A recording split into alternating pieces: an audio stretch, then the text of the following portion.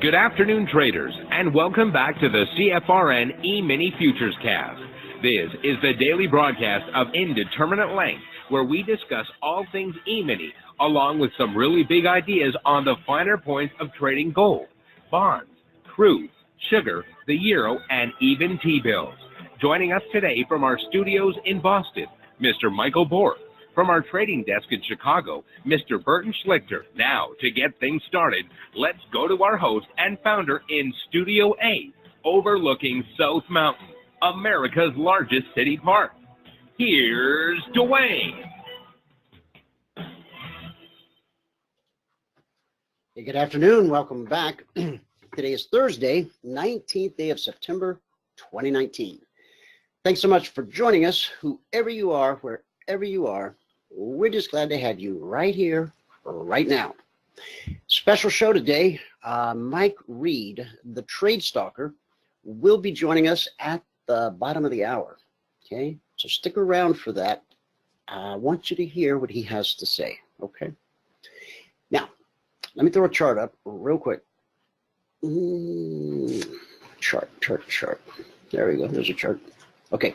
If you can't see the chart, go to our homepage at CFRN.net. On the right-hand side of the page, click the big microphone, follow the instructions. You'll be registered in about 30 seconds, and that'll give you one-click access to the show each and every day. On the days you're out of the office, away from the desktop, just grab any internet-connected browser, point it to youtube.com/CFRN/live. There you will find a live, real-time simulcast of the show as it unfolds, brought to you by the good folks at YouTube. Thanks, YouTube. All righty. Okay, here we are, guys. We're taking a look at, this will be our last look at GCLV 19. Crude. We rolled forward as of yesterday to the X contract. I got it wrong in the Concierge Trade Alerts last night, and I changed it, but I changed it to the wrong month, and so then I went back and I changed it again, and I think we got it. Just want to go over two things here real quick, because the alerts that we're going to talk about here for just a second, those are alerts that came out for the V contract, but you probably already figured that out.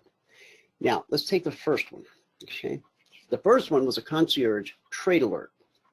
The other one is a Logic 247 alert. I'm sorry? Okay. I think that was Mike battling with his phone. Yeah. All right. Okay, so Concierge Trade Alerts, this one here, are based on prior price behavior. Logic 247, current price behavior. Okay.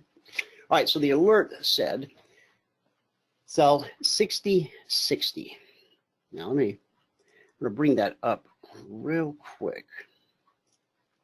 I want you to see it. What night did that come out? Was that Monday? Let's see. Here we go. All right. All right, so on the 16th at 6:35 p.m., 60.60.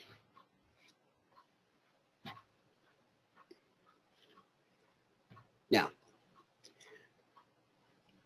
we have a weekly trading zone at 60.70/75.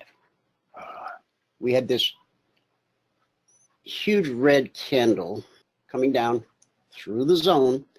Now, I've told you that only three things can happen at a weekly trading zone. The most likely thing to happen is this, consolidation, okay? The second most likely thing is rejection, and that's what you see here. Price reached up, touched the zone. Think of a stove. You reach over and you touch the stove. Turns out the stove's hot, and so you snatch your hand back. Whereas you might leave a little skin on the stove, this leaves a wick touching the zone, okay? So most likely consolidation. Second most likely, rejection. The third and least likely, but it does happen, is the slice, okay? Now, when price slices through a weekly trading zone like it did right there, here's what we expect to happen. As that move runs out of steam, now keep in mind, as price was coming down, even though it's a huge, fierce red candle, we still expect the weekly trading zone to be good support until it isn't. In this instance, we can see that it failed to be good support. We sliced through the zone.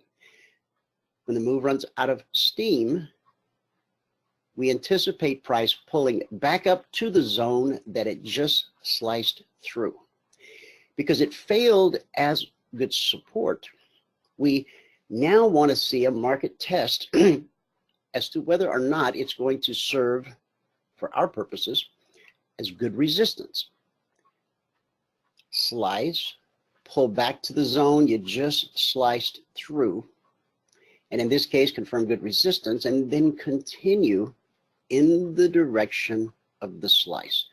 This is a beautiful example, okay? The swing high was 60.71. So it reached up, it touched it, it confirmed good resistance, it was rejected, and price continued in the direction of the slice, okay? Now, over here, now remember, this is based on previous price behavior, okay? Alert number 2747, consider being short GCLV 58.90 to 58.80, trail if possible. Weekly trading zone below is 58.10/15. I discovered yesterday in a mentoring session, and then again last night in the discussion group, that part of what I explain each and every day, after day, somehow, you know, the message didn't get through. I don't know how, because, well, I'll tell you, I thought that just simply repeating something over and over and over would do the trick. Because I don't draw, so I can't illustrate it, and I don't have a camera pointing at me, so I can't use wild hand gestures like Bernie. So I put it up on the screen, and then I repeat it over and over. And you've all heard me say again and again and again, well, two things. Of course, important prices in important areas are almost always tested. And we can see an example of that right there. Okay. We triggered, pulled back up to the trigger, got above the trigger, triggered again. Okay. Important prices, important areas, almost always tested. Number two,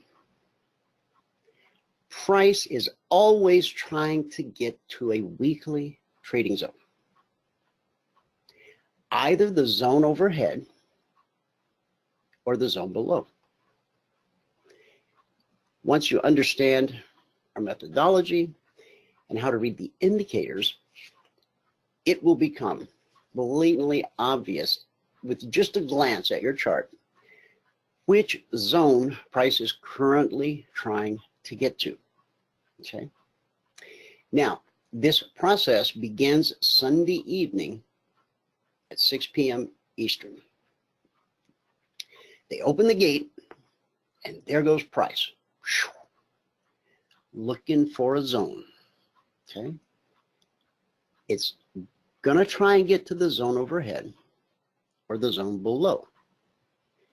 And as I said, when you understand what it's currently trying to do, well, things become pretty simple. Not easy. Nothing about trading is easy, but it can be simple. And so that's what Michael and I have attempted to do, is we've attempted to make this thing as simple as we possibly could, because we still wake up at night in a cold, I do, I speak for myself, I still wake up in a cold sweat sometimes, middle of the night. I've had a bad dream about all the stuff I went through in 2005, and 2006, and into 2007, trying to figure out what the heck is going on here. I could see the incredible opportunity. I could see the possibilities. I just couldn't figure out how to be consistently profitable. And back then, there was nobody offering to teach me how to trade. I could buy PDFs off the internet. I could buy indicators and oscillators. Lord knows, we bought everyone we could find practically. And then when there was no more to buy, we started writing our own.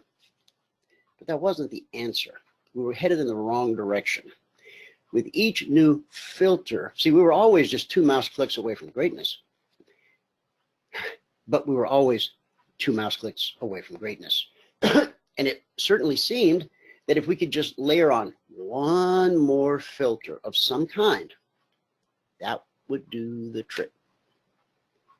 Turns out we were chasing a moving target price, right? And so if this filter gets you a little closer today, then it's going to hurt you tomorrow or confuse you tomorrow. So it was just, we were going the wrong way.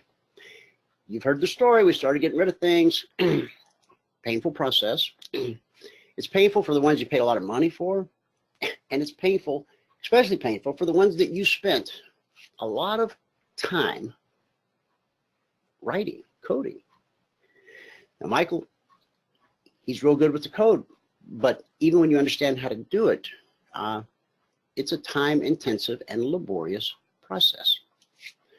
All right. Slice, pull back, confirm. Speaking now, of that, price.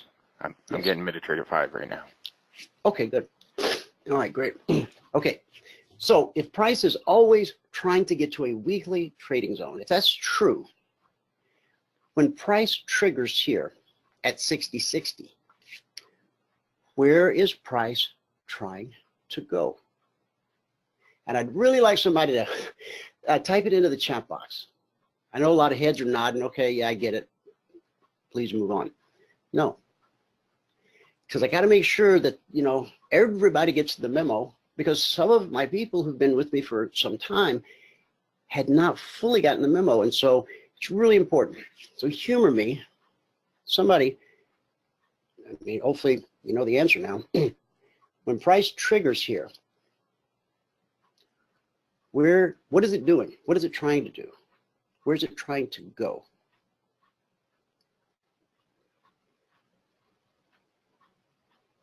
We're going to sit right here until somebody types the answer into the chat box. Come on, don't be shy. If you're wrong, I won't use your name. If you're right, I'll give you full credit.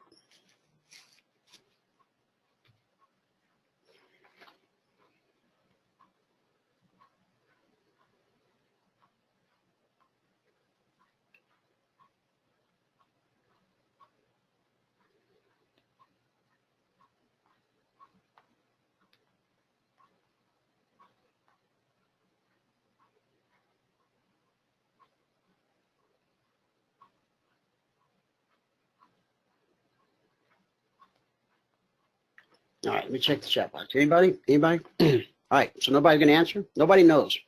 Because that speaks volumes right there. After what I just said about price, no one in the audience, when this triggers, no one knows where price is trying to go.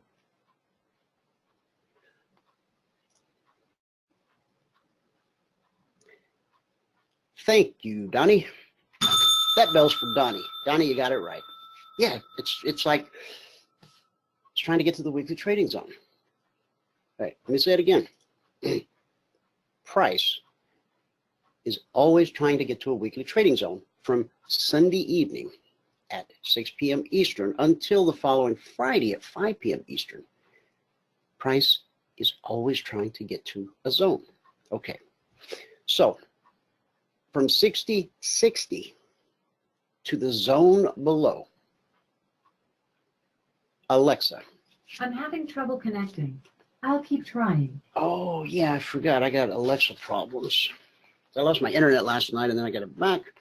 So, yeah, I think I don't have a calculator anymore. I'll figure it out. I'll do it on my own.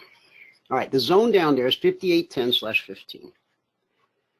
So if you take 6060 minus 5815, that's 245 ticks. From here to here, 245 ticks at $10 per tick, $2,450, okay, per contract. $2,450 per contract traded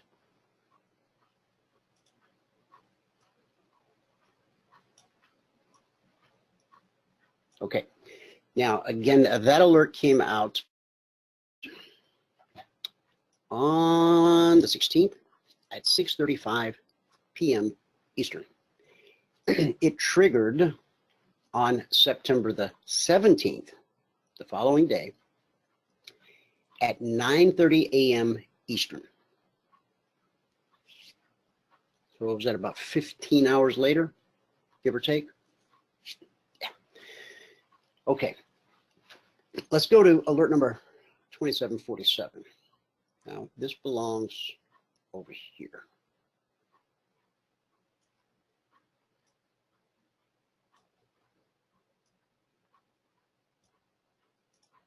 Okay, all right, number 2747, that's this one. Consider being short, 5890 to 5880, trail if possible. The weekly trading zone below is the same, 5810/15. So when I was talking to someone yesterday, and I'll paraphrase the conversation here to get to the point. Bill, did I miss something? 58. Oh, okay, you were answering that question. All right, thanks, Bill. Yeah, Bill got it too. All right. I asked the question. I said, why didn't you trade this alert? We're talking about number 2747. Why didn't you trade that?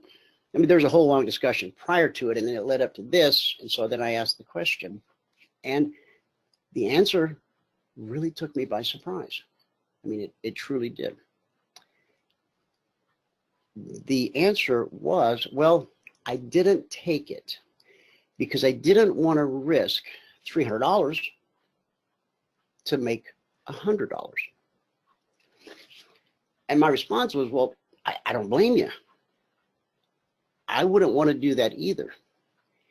Anytime you come across a methodology or a strategy that tells you it's a good idea to risk more on a trade than you can, visibly see as a potential realistic profit, that's bad math. It's bad science. It will eventually put you out of business. As long as it's quote unquote working, and I don't particularly like that term, but as long as it's working, well, everybody's all smiles. But catch 3 or 4 trades in a row that take you to that maximum stop out. How many days are you going to have to be perfect, spotless, without blemish, to just get back to break even? It's going to take a while. It's going to take a while. All right. And then my mentee in the mentoring session, he said, well, but that's what it says. It said, he goes, it's 5890 to 5880. He goes, that's 10 ticks at $10 a tick, it's $100. And I kind of sat there just a little bit shell-shocked because I realized I had failed somehow. And it wasn't just this one individual, because last night somebody in the discussion group, a couple people confirmed that they were under the same impression that this trade was all about nothing more than taking 10 ticks or $100 out of the market. It completely failed to embrace the tip, trail if possible, okay? Trail if possible means don't get out at 58.80 if you're in a perfectly good trade and the chart is not giving you any reason to exit the trade. You very much should stay in the trade because we're patient, we exercise self-discipline, we wait around, we walk the dog, we make sandwiches until a trade sets up what we know to be a high probability trade setup, and then we execute. We don't click the mouse at everything that moves. I used to. I tried that in the beginning. In the beginning, if I didn't have at least 2 hooks in the water at the same time, I didn't feel alive. Let me just finish this real quick, right? So I'll just cut to the chase. This is not a $100 trade opportunity. Let's see, 58.90 minus 58.20. Well, that would be, so it's 75 ticks, okay? 75 ticks. At $10 a tick, that's $750 per contract traded.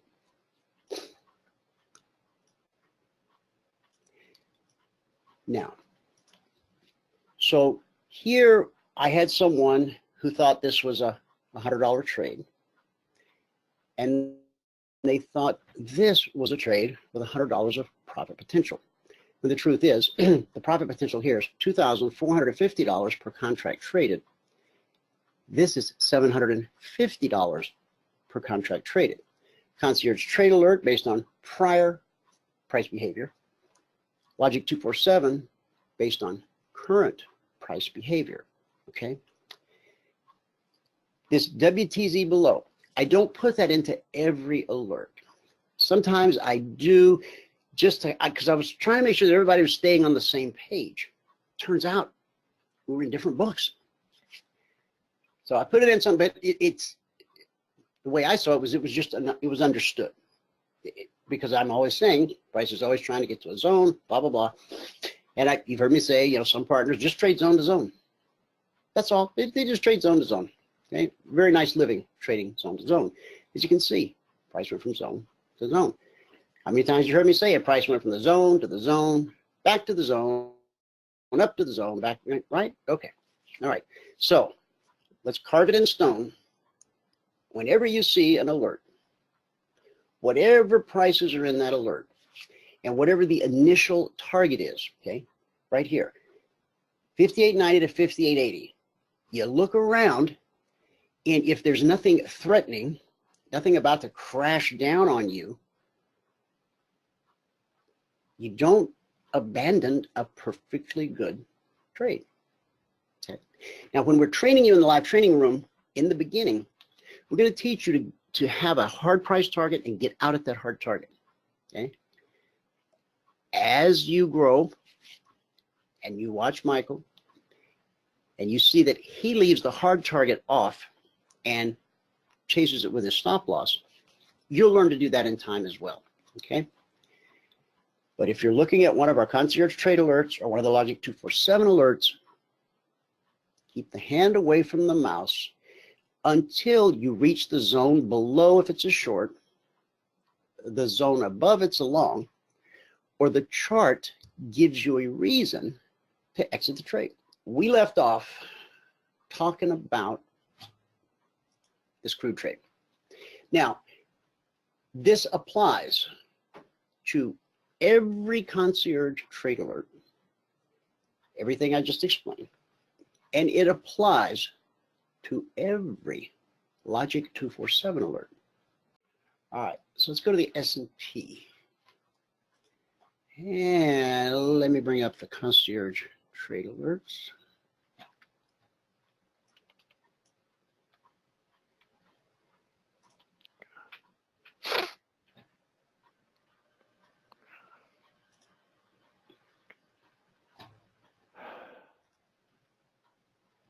Okay. If you want to grab a screenshot, there you go. We're on the right day. Here we go. All right. You'll notice crude has been rolled now to the X contract. Alerts got out last night, 6:45 p.m. Eastern. The S&P want to be long 3016 or above, short 29.99 or below. Okay.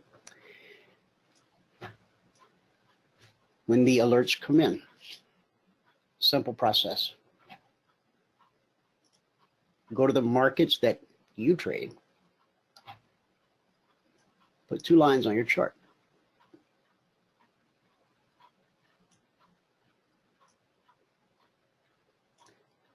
$30.16.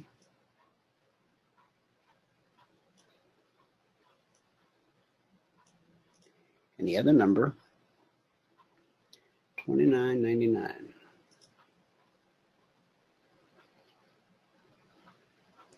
$29.99 is going to be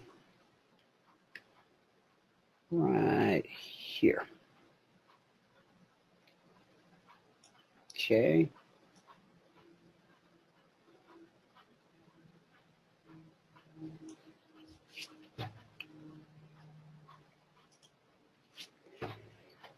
The alerts came out at 6:45, so that's 18:45. So that would be the 18:30. These are 30-minute candles. So the candle from 1830 to 1900 hours. Okay. This is when the Concierge Trade Alerts came out. This is when you put these 2 lines on your chart, and then you sit back and wait. Everything between these 2 lines is simply the market making up its mind what it's going to try and do. Okay. The first trigger comes on the short side. There are days when we have 2-sided action. That's a term I learned from Mike Reed. 2-sided action, which means we trigger both on the short side and the long side. Okay. So when we trigger here at $29.99, what's the market trying to do? What is price trying to do? Well, since price is always trying to get to a weekly trading zone, you can see that price, I mean, when we trigger here, you got a red candle and a doji and a red candle and a red candle and a red candle. And this thing triggers. To the naked eye, does it appear price is trying to get to this zone or this zone? You got it. Yes, trying to get to this zone. Did it? Did it accomplish its task? Did the mission it was on to get to the zone below, did it do it? It did. Beautifully. Okay. So from $29.99 to $29.95, that's a 4-point move. The market made 4 points available and at $50 per point, $200 per contract traded. Okay. Now, when you enter here, this is a realistic expectation. Could it perhaps slice through here and go to the zone below? It could. Okay. But that's not the high probability thing at the time of trigger.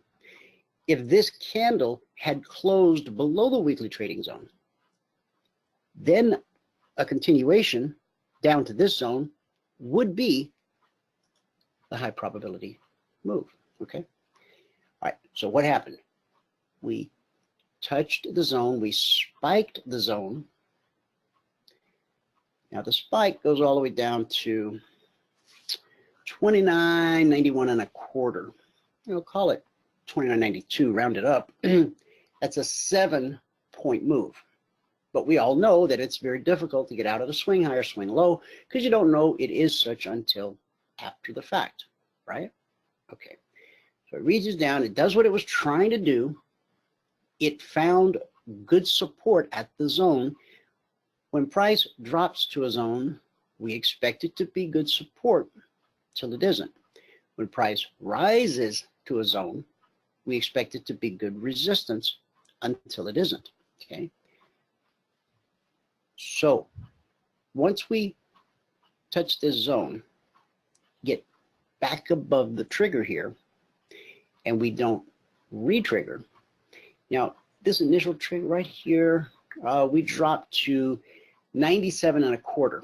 So that's like a 1 3/4 point move. Then it's back above the trigger, and we trigger again to catch that 4-point move. Now, once this green candle closes back above the trigger, we go sideways, we start to move down. We don't trigger again. At that point, the chart is telling us that as certainly as price was trying to get to the zone below over here, it's now trying to get to the zone overhead. It did. It got there. It consolidated, okay? These are 30-minute candles. So imagine right here, this little red candle where the body of it is inside of that zone, 3013 to 3014. There are 6 5-minute candles inside of a 30-minute candle.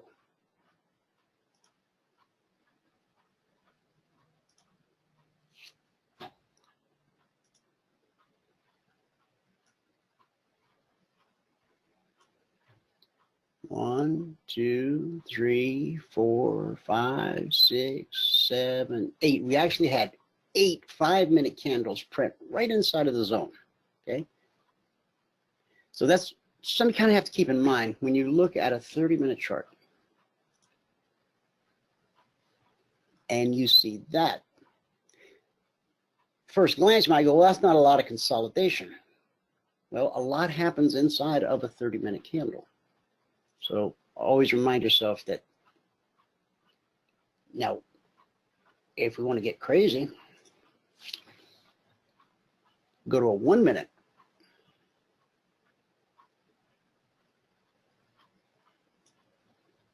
Look at that. Consolidation. The most likely thing to happen when price reaches a weekly zone. Okay, all right. It's back to the 30-minute. Okay. So price up to the zone, consolidates, and then shows its hand. It's now trying to get to the zone overhead. So what is overhead? After 3013/3014, the next weekly trading zone overhead is 3019/20.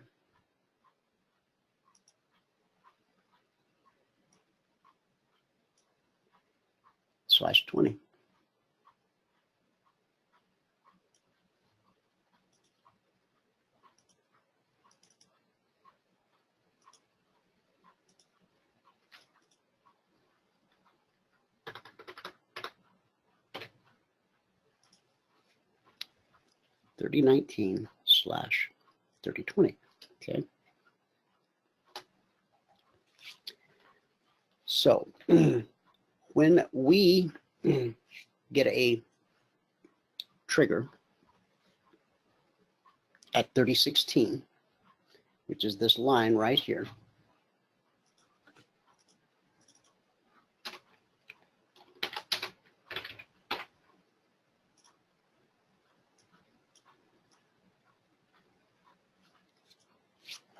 down here it was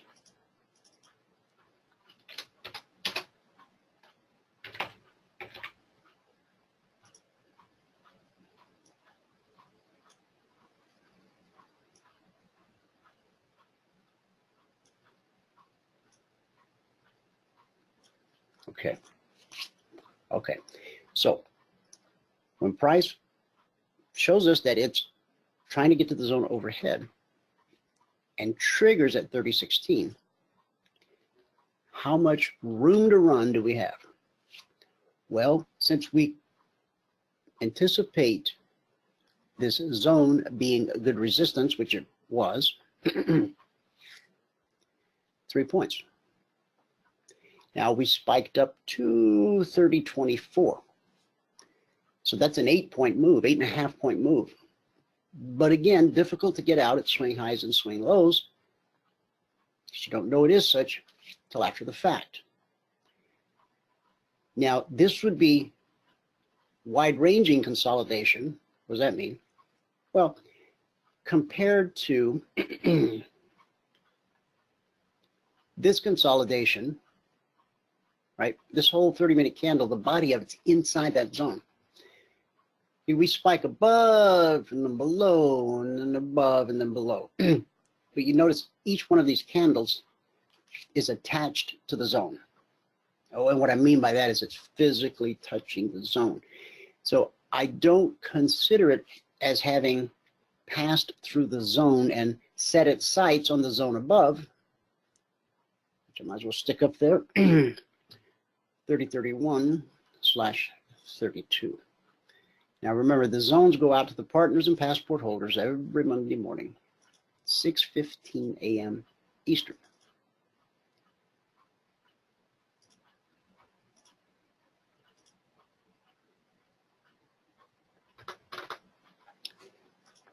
Now what the zones do at the beginning of the week, when you put them on your chart, it creates a framework for the entire week.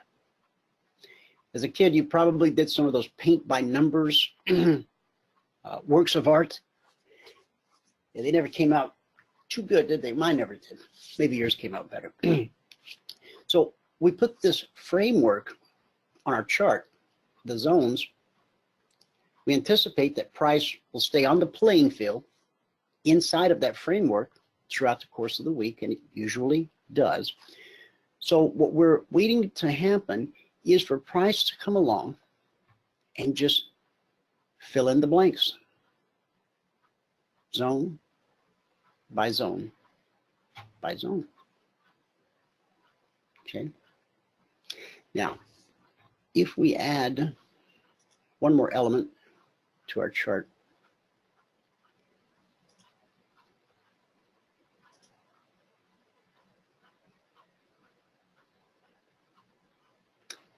this helps us better visualize at any given time what price is trying to do.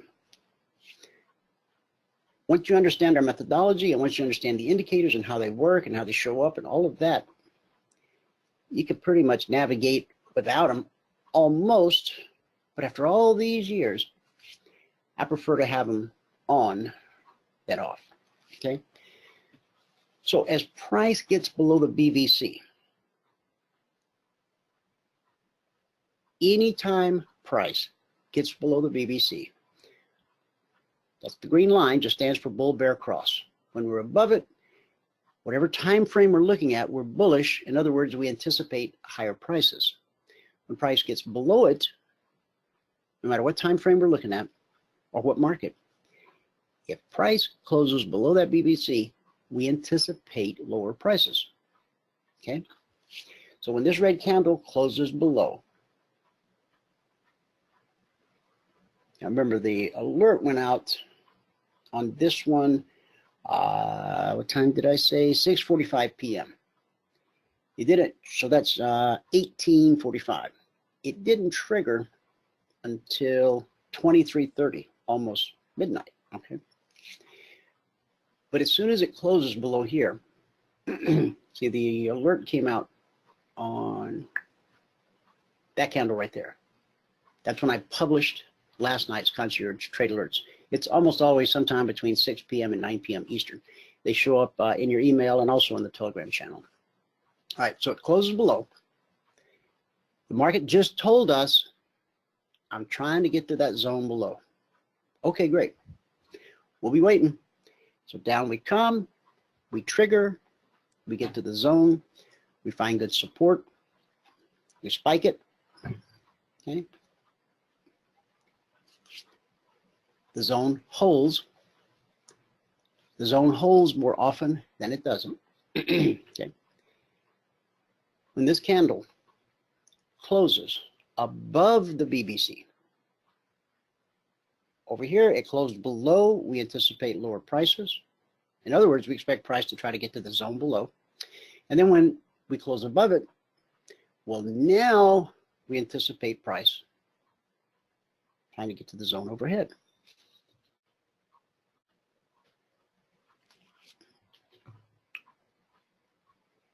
Pretty simple, right? It really is. Trading is not easy. Never has been, never will be. But this does make it simple. Okay. Now, we get above, we anticipate exactly what happened. We trigger, go to the zone. That's what we anticipate. When price can't go beyond this zone, again, everything's touching, right? Price only goes sideways for so long. It can often go sideways longer than you think it will, but it does, and it can. So if it can't go any higher, it's going to go lower. Consolidation, not enough of the right stuff to break it loose to get to that zone up overhead at 31.32. So we anticipated doing exactly what it did. Well, it's going to go back to the zone below, which again, we expect to be good support till it isn't. And currently it is. So we had our first trigger here, 30.16 up to the trade to target at 30.19, 3 points. We get back below the trigger and we run up to 30.19 again. That's the second trigger.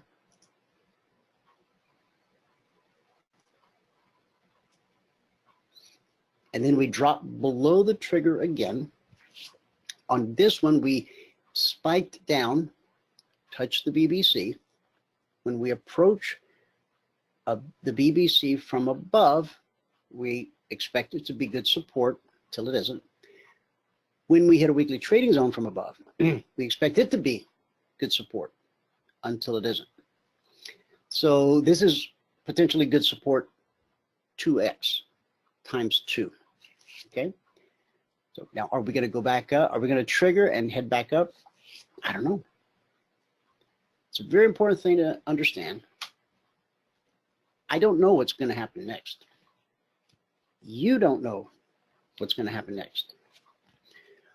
All the people who tell you that they or their program, their software, their indicators, their oscillators, their algorithms know what is going to happen next, either they're trying to fool you or they fooled themselves. I found that to be the case. Sometimes people aren't intentionally trying to mislead you. They've fallen for their own line. They actually believe it. So in Genesis, you'll read, when God created the heavens and the earth and Adam and Eve and all the little animals, he made a conscious decision not to give Adam the ability to change the past or to know the future. And those two things are inextricably linked for eternity. No man, no machine, no algorithm, no indicator, no oscillator, not nobody, not no way, not no how can consistently tell you what's going to happen next.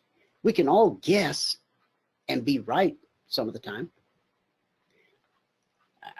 maybe even 50% of the time, right? What we can know, what God did give us the ability to understand, is what the next high probability thing is. And that doesn't just apply to trading, okay? In any area of your life, you walk into a store, you observe. Here's some kid over here with a hoodie slipping a candy bar into the hoodie pocket. You catch that out of one eye, and out of the other eye, you see the clerk reaching under the counter for a baseball bat. You with me? Can you figure out what the next high probability move is?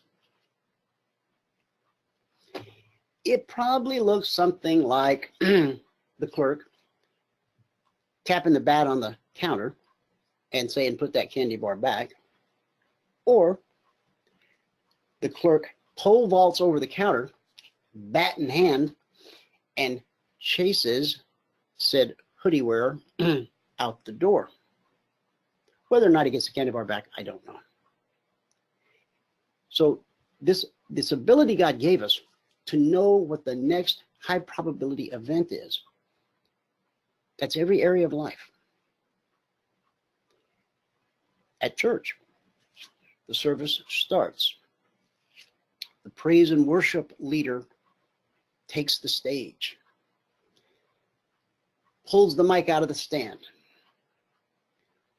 What's the next high probability event? What's going to happen next? Well, all goes well. The band will start to play. The singer will open their mouth, and beautiful music will come out, right? So simple, right? Now, because I've put this in your head, everywhere you go today and the next couple days, every time some scenario starts to unfold, whether it's your kid coming home from school with some big excuse about why they're late, or any other mundane, ordinary, day-to-day event, you're going to go, oh, I know what the next high probability thing, I know what the next high probability thing is here. Watch it unfold. It will seem uncanny how often you are correct. There'll be times when life takes a detour. There's a turn coming that you didn't see. Perhaps you misread the scene or the actors in the scene. But more often than not, you'll nail it. If you find yourself in a situation or a scenario where you don't instinctively know what the next high probability event is, keep your hand off the mouse. Right? Okay, what's happening right here?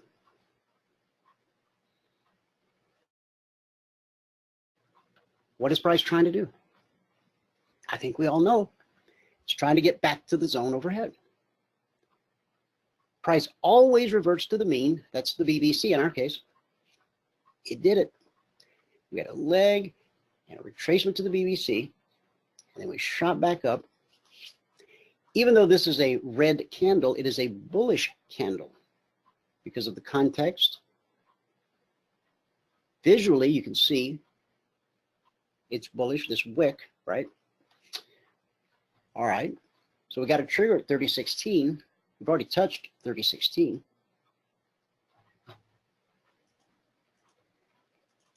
Radio freebie, 3017. Oh, Alan, I saw your question there about the Canadian dollar, and I will do that here in just a bit. I want to just fly through the rest of these. I put a long explanation behind the S&P. I'm just going to show you the numbers and show you what happened on the other ones. I won't go through this detailed explanation. 3017 to 3019. Now, where'd my mouse go? There it is.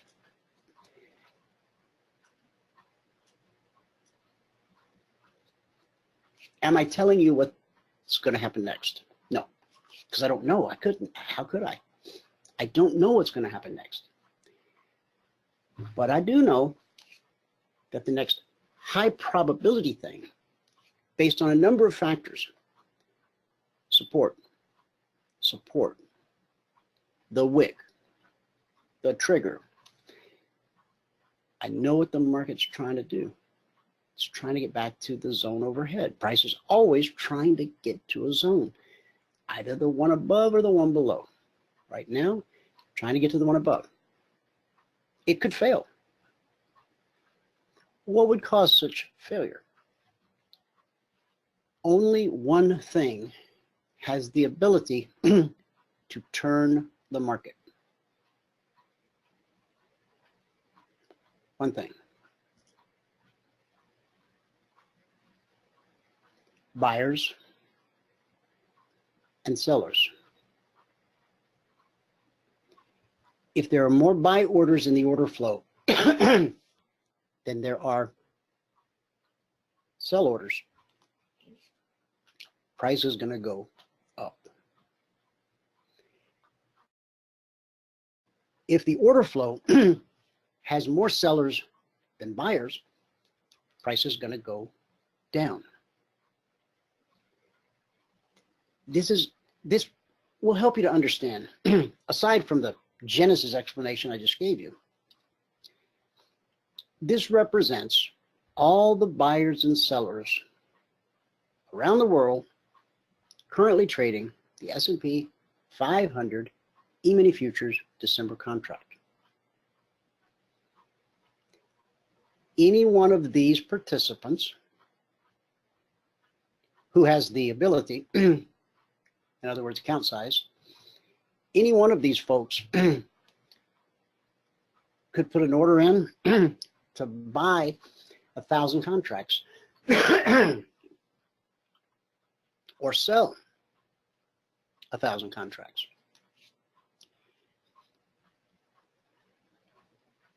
What they're going to do is unknowable. You cannot know what all the participants are thinking or planning. It's unknowable. But man, in his infinite wisdom, has come up with all kinds of methods and analysis and indicators and oscillators and strategies and whatnot to supposedly know, before these people even know, what they're going to do next. It's unknowable. 10 traders could show up in the next 30 seconds representing large institutions, and for whatever reason, they get all, slap down huge buy orders. You think that's going to send the market higher? Absolutely. If it outweighs the selling pressure. And the reverse is true. If a horde of sellers show up and put up large numbers of contracts that they want to sell, you can either sell to open a trade or you can sell to exit a trade. The motivation behind why you're selling doesn't matter, because if you're selling, whether it's to enter or exit, that puts you in this column. And when the tally in this column exceeds the tally in this column, price is going down. What you're looking at here is the only thing that can move the market. Buyers and sellers. And when you hear me say that, the BBC holds more often than it doesn't, well, that's a fact. However, the BBC did not hold the market up. This weekly trading zone here, we expected it to be good resistance. It was good resistance. When it came back, we expected it to be good support. It was good support. But not because I've got some dotted lines on my chart.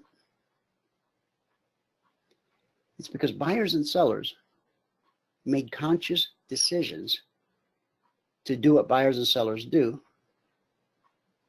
that sent the market up, that sent the market down, that sent the market back up.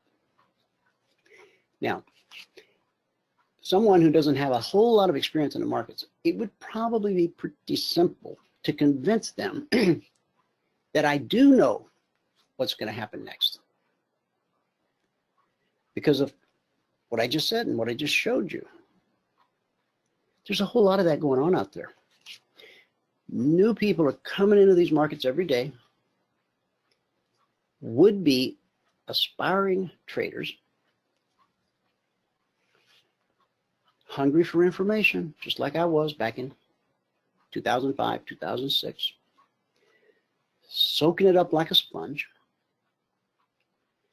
Looks a little bit complicated, looks a little bit hard, but then you come across a website of some guy, oh man, how fortunate that you found the one guy who actually does know the future. And for $99.99, you too can know the future. It's a sad testament of our industry, but it's true. Don't let it be you, okay? All right, we gotta get shuffling here. Order flow is the only thing that changes the direction of the market. When you have an equal amount of buyers and an equal amount of sellers, or I should say equal buying pressure and equal selling pressure, you get this. For 30 minutes,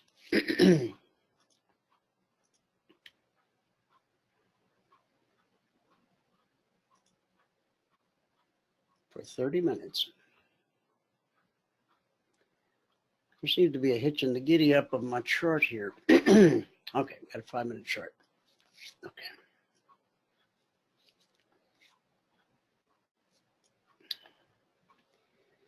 Consolidation. Okay. There's equilibrium. The buying pressure and the selling pressure are about the same. So we roll sideways. And then in this candle, somebody's, institutions, whatever, tipped the scale. On this candle, there became more buyers or more buying pressure in the order flow than there was sellers or selling pressure. So the market went up. Okay, you got it. I know you got it. So let's move on. Let me go back to the 30-minute chart.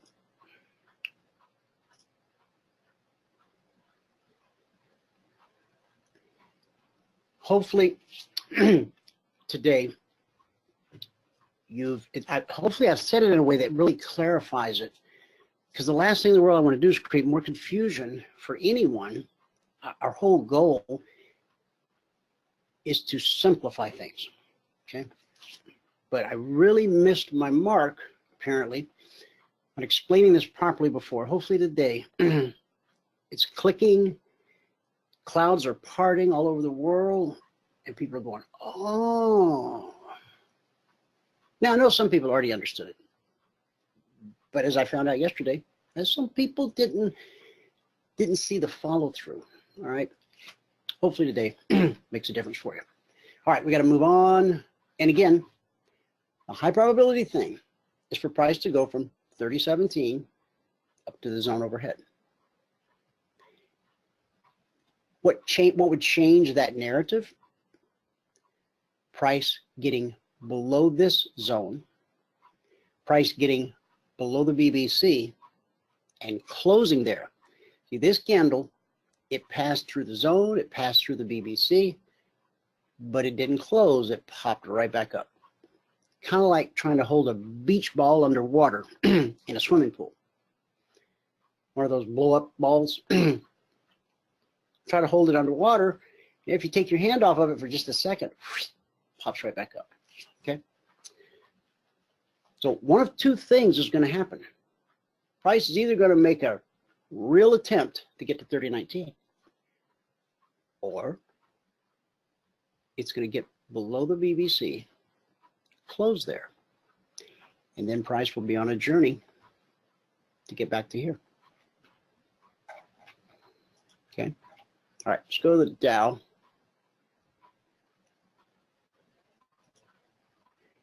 My chart's showing up. I don't see a huge amount of volume going. Maybe I need a reboot. Well, I'll have to do that after the show. All right, let's try. All right, here we go. Now, have I updated these zones yet? I don't think I have. Okay, we got a zone at 27,140/145.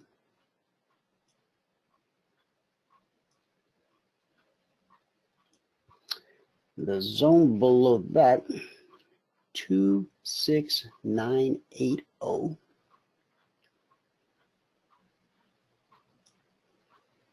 /85.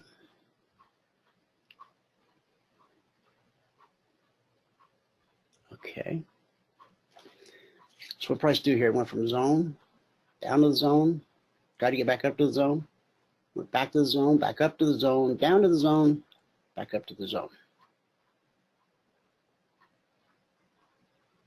Any of you that play a musical instrument, if you know how to read music, if you can take a piece of sheet music and just read that thing and hear the music in your head, even if you don't have an instrument, you can look at sheet music and you can hear the sound in your head.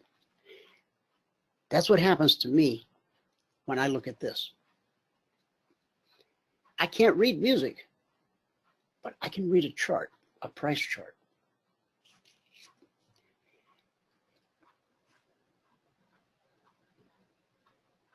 Last night on the Concierge Alerts, Dow, consider being long, 27195. 27195.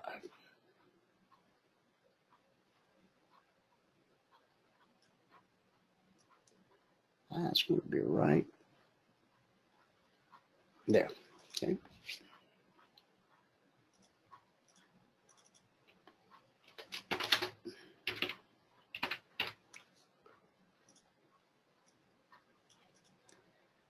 Swing high,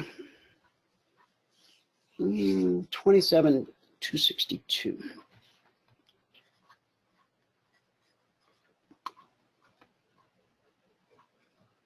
So 262 minus 195 at 67 points of $5 a point. Roughly $300 per contract traded. If you've earned the right to trade 10 contracts, it's $3,000 move. Okay. Now, on the short side, consider being short at or below 27040. Okay. That's going to be right here.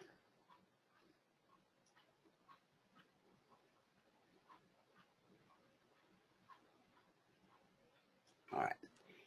And the alerts came out on that candle right there. This is when the alert hit your inbox, and I posted the numbers in the CTA channel on Telegram. And it said, consider selling 27040.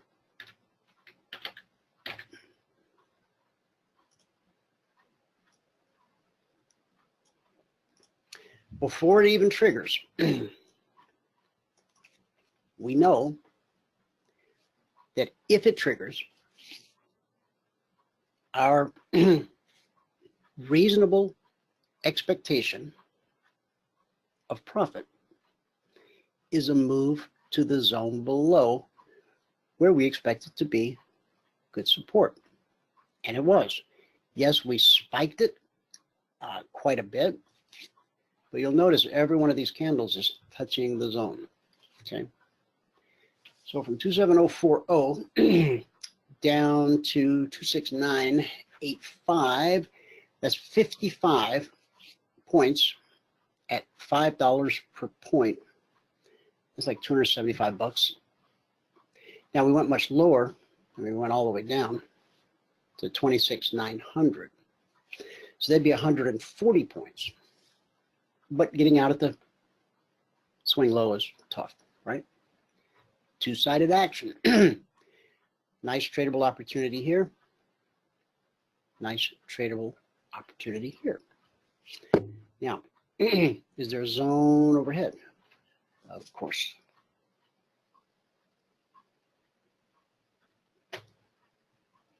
And that zone would be 27235.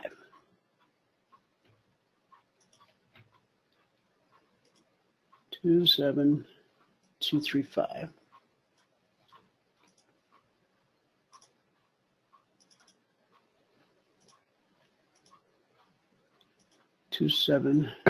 Oops, I'm sorry. That hurt. 27240. Okay.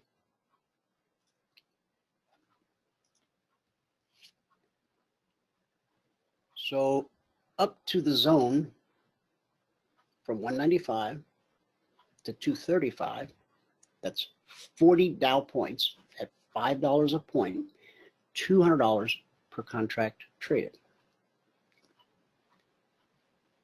We trigger, go to the zone, get back below the trigger, go to the zone again. Okay. Now when I add this visual aid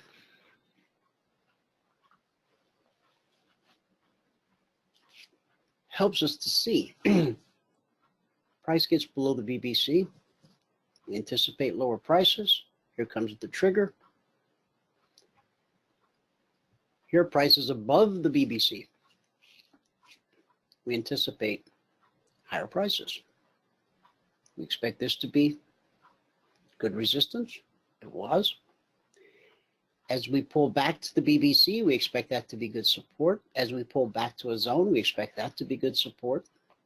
So far, they both have done what we anticipate them to do. They don't always do what we anticipate, because if they did, that would be called knowing the future.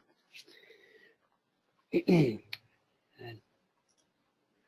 can't do that. Okay. All right, Russell. Long 1576. Hey, we're going to move quick now. 1576. So there's your trigger, 2 points above the zone. Takes you to the zone, 1586.87. So this zone is valid for this week, 73.74, 62.63, 86.87, 92. Okay, so these are this week's zones that went out Monday morning, 6:15 a.m. Eastern. Consolidation down to the zone, consolidation. Try to get back to the zone overhead. Zones are an area. Sometimes this will happen. You'll come up shy. Here, we have a slice. We slice through it like it's not even there. When we got to the zone below, market ran out of steam. So we pulled back up to the zone we sliced through. It failed to be good support on the move down. Will it serve as good resistance on the way back up? Yes. Consolidate. Continue in the direction of the slice.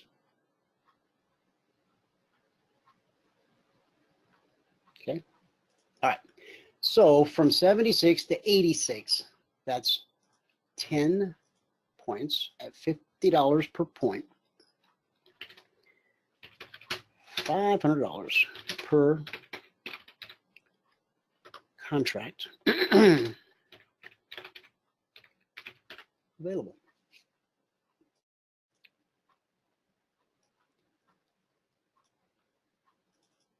Maybe you spell it right. Contract. Okay. $500 per contract available, right?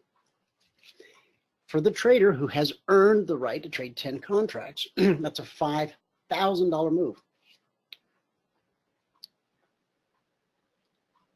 That this one alert right here could potentially pay for your passport in full.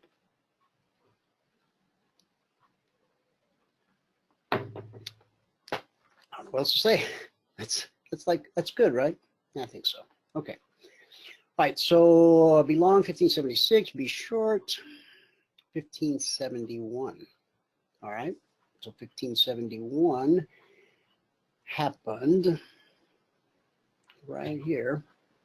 A little crowded, but that's where it took place. 1571. 2 points below the zone.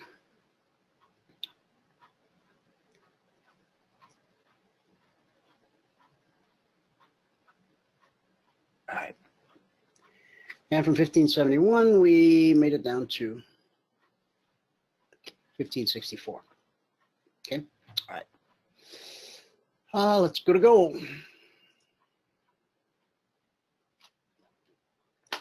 Are these this week's zones? Nope, I've not updated this chart yet.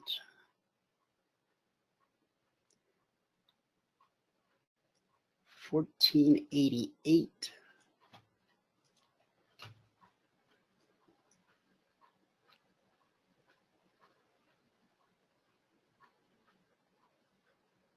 Oh, come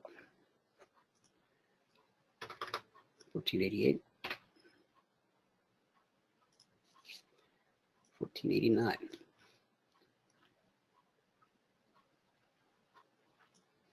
Price was definitely trying to get to the zone below, but it didn't make it. Didn't have enough of the right stuff to push it all the way down. That happens. That's the truth about trading. And that's where a lot of people get hung up. Maybe you've been working on some methodology, some strategy, whatever it is, and you've been led to anticipate that price is going to go to the zone. So this time it doesn't. I mean, you watch this thing, whatever this thing is, you watched it do what you created it to do 10 times in a row. And then this time it doesn't. And I've heard this said so many times.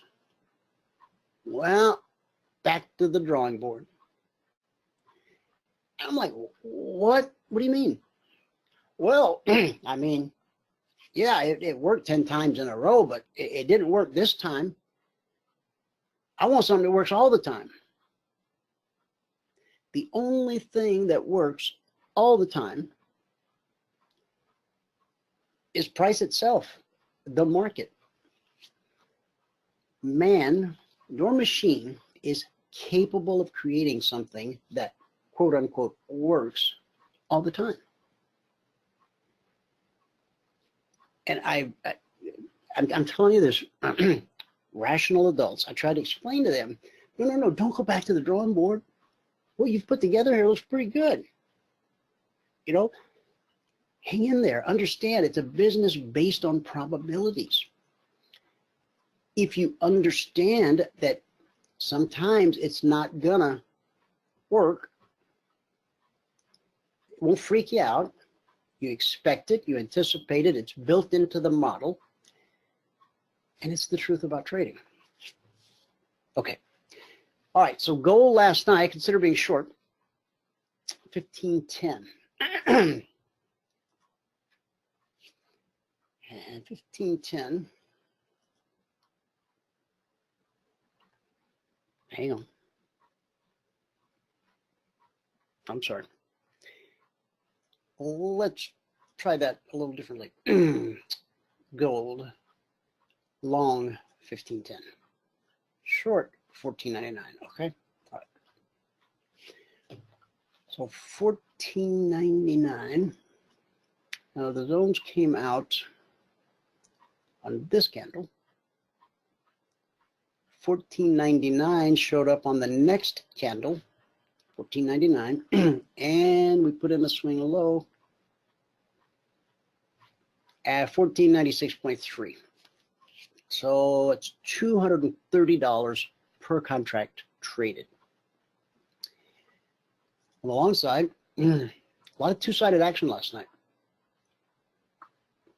So 15.10 up to 15.12, $200 per contract traded. In queue. Hang on. I addressed that zone, 88.89. The next zone overhead is 15.01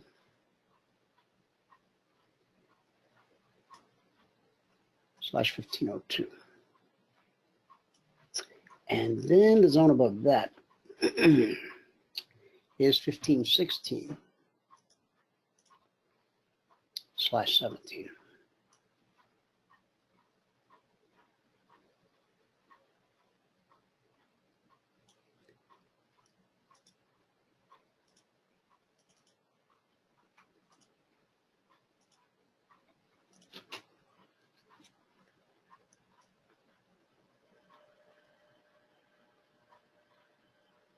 So we went from zone down to the zone.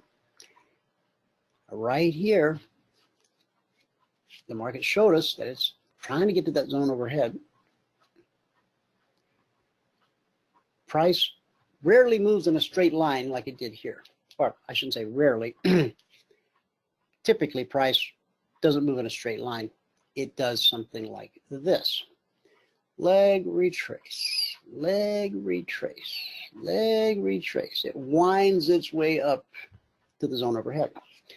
As long as price continues to close above the BBC, then we continue to anticipate price going to the zone overhead.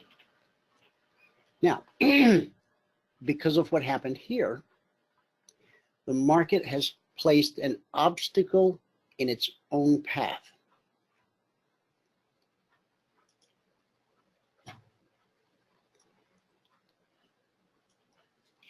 Whereas over here, price kind of just had a clear shot to just race right up to the zone.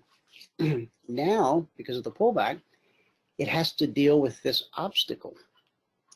This is good resistance until proven otherwise. How do I know it's good resistance until proven otherwise? Because we can see green, green, green, the green, green, green, and then price couldn't go a tick higher. It got to 1512.1, and there wasn't enough buying pressure on the buy side of the order flow to push it even one tick higher.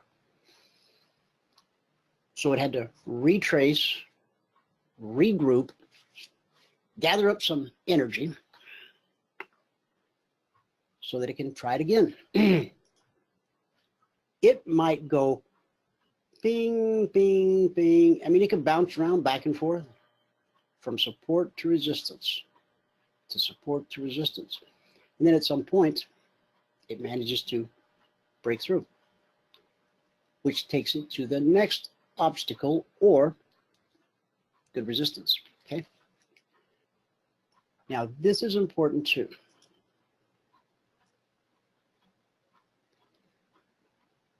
The price at which the bearish cross happened, 1509.3.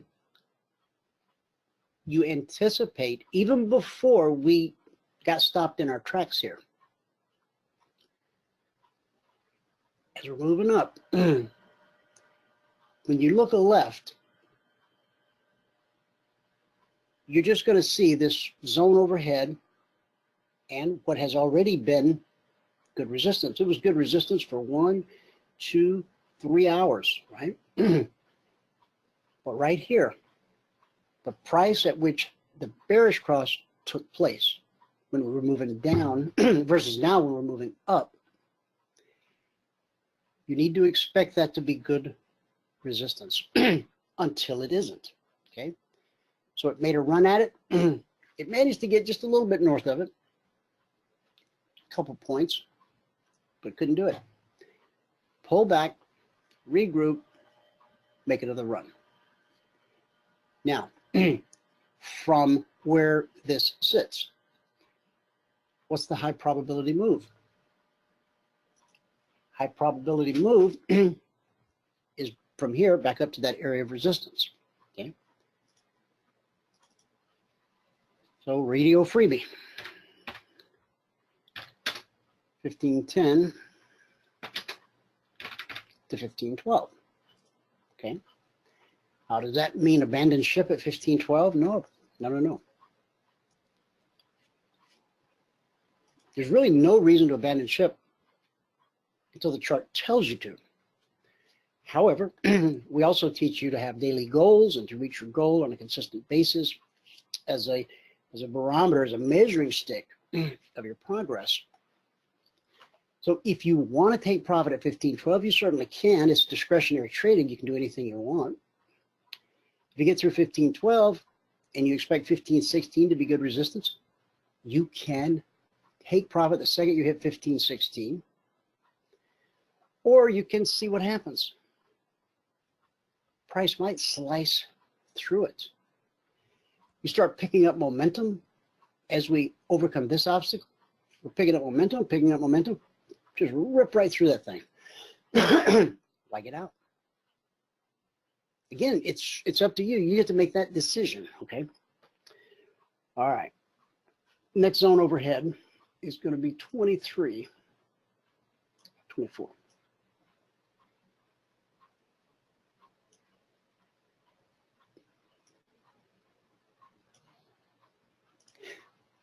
So if price were to pick up momentum and it were to slice through here, first obstacle in our path, only obstacle, right there. Once that obstacle is overcome, if it's overcome, then our trade to target is 1523. Okay. All right, one more. In Q.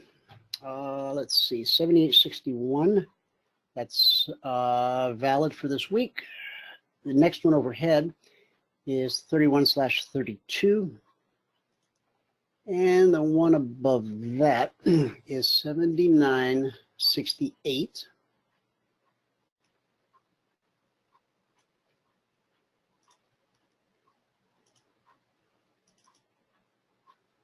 /69.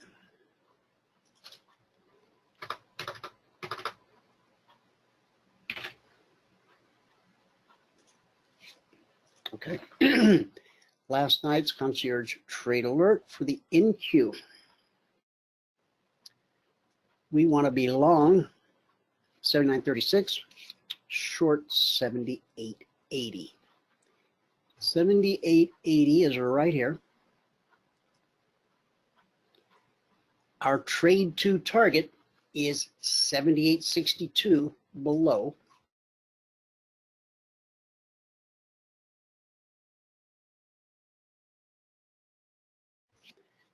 That's an 18-point move.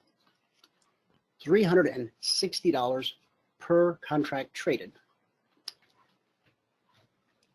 The reverse of that, 79.36. That's going to be right here.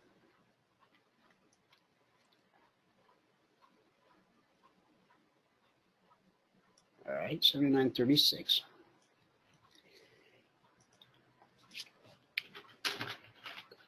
$68 minus 36. 32 NQ points at $20 a point. That's a $600 per contract move. If you've earned the right to trade 10 contracts, it's $6 grand. Okay.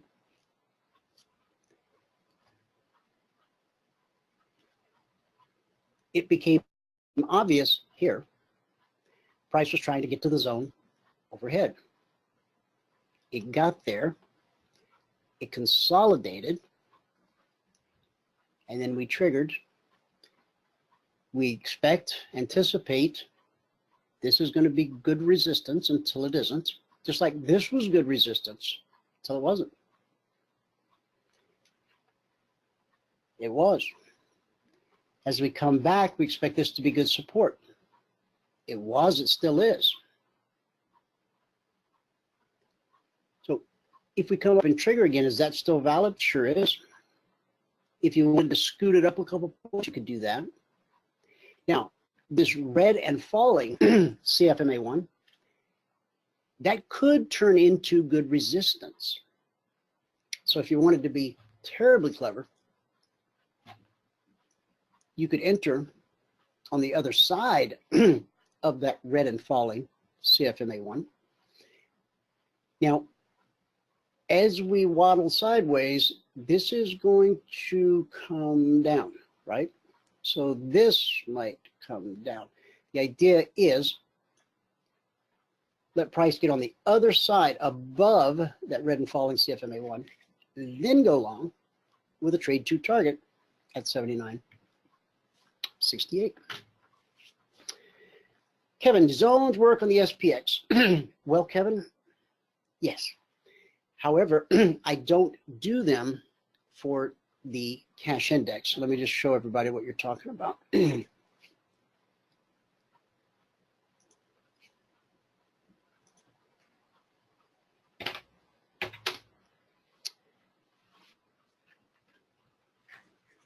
Uh-oh.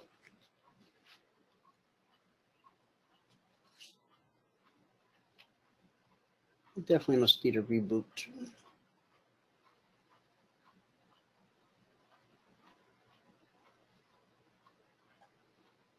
What I got over here? Got anything?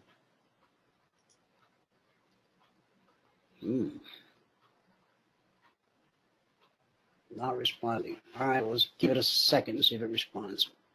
Yep, maybe it is. So in answer to your question, Kevin, the question was, would that apply to the SP? It would, but I would have to do the numbers specifically for the cash index, because the cash index, the difference between it and the futures price, when a new contract comes out, like we just rolled into the December contract, at the beginning of the life of that contract is where you'll see the greatest distance between the price of the cash index and the futures price. Then over the life of that contract, the two kind of come together, and by the time a contract expires, they're almost, tick for tick, the same. Okay. So I thought my chart was going to come back. Let's see if we can do it this way.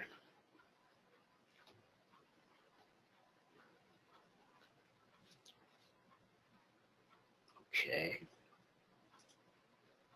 There we go. All right, put this on 30 minutes. This is a great question. I'm really glad you asked.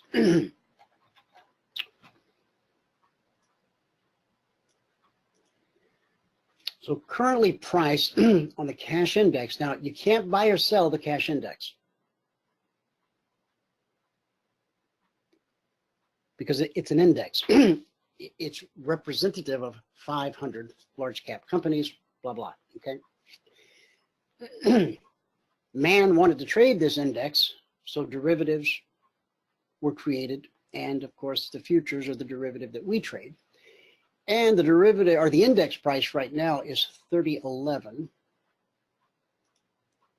The futures price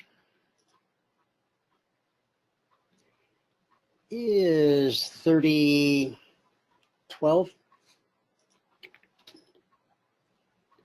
30.13 and a quarter.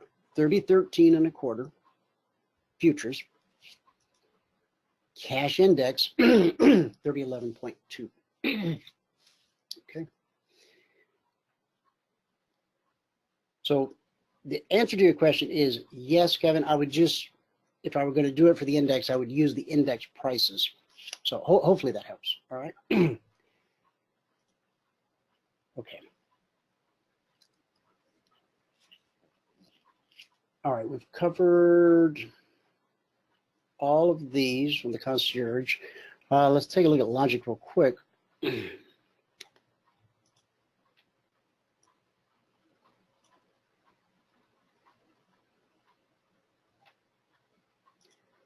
Okay, for the week.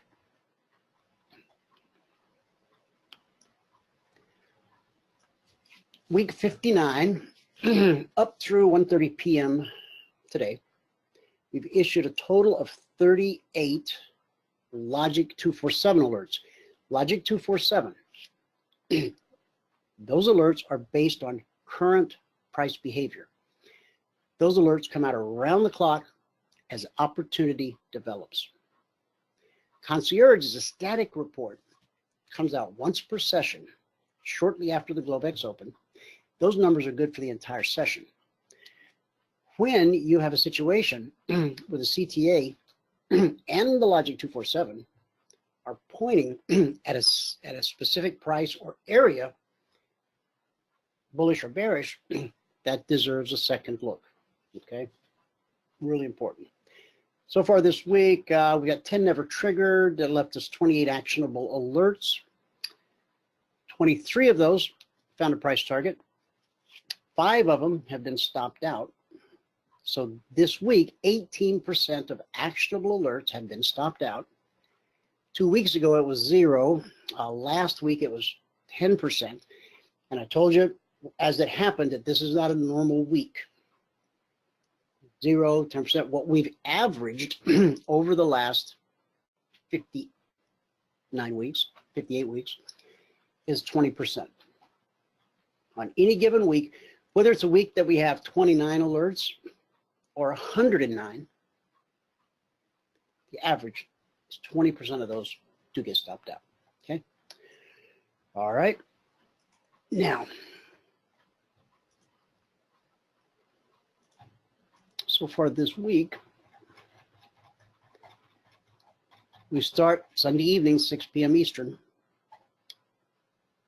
That was last week, week 58, 10%. Okay. So the first alert in Logic for the week was stopped out. So this is all Sunday night.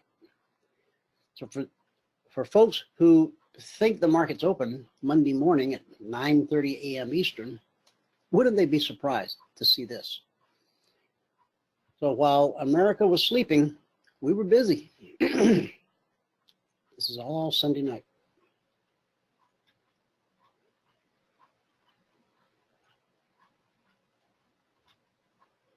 Here's Monday.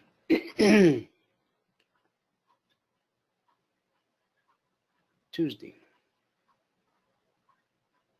Wednesday. Today. Thumbs up means we found a price target.